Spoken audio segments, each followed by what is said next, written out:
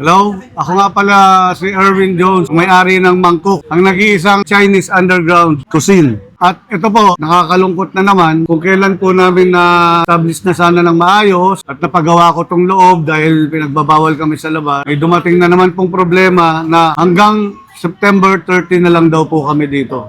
May nakabili na raw po ng lote. Nasinutungtungan namin.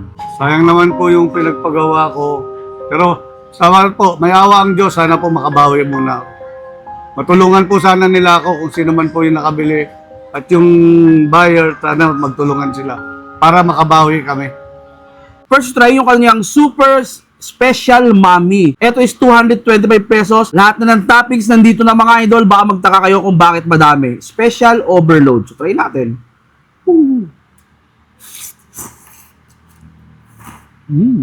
Grabe. Sobrang dami. Tingin ko good for 2 person na to. Sobrang daming toppings eh. Siyempre hindi mawawala yung kanyang special. Oh my. Talaga no?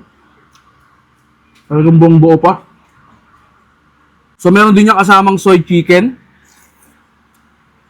Lambot. Tapos braised beef.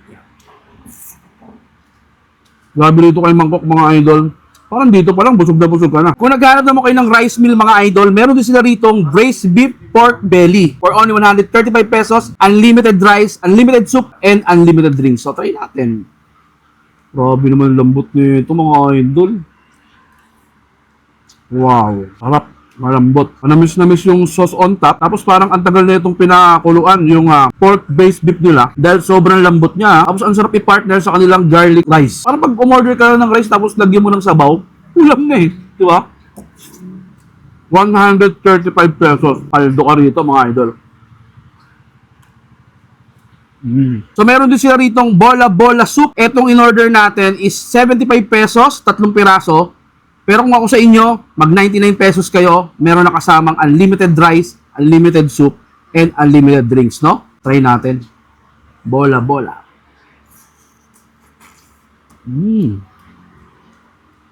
Sarap talaga ng bola-bola dito kay Mangkok. Ito yung hidden na Chinese food dito sa may Sampaloc. Sarap.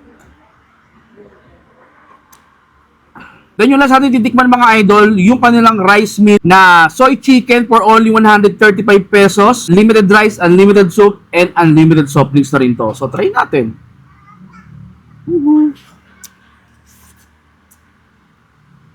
Grabe yung lasa ng mga soy nila rito. Ultimo sa chicken, mapa-pork, mapa-beef, talagang grabe ang lambot.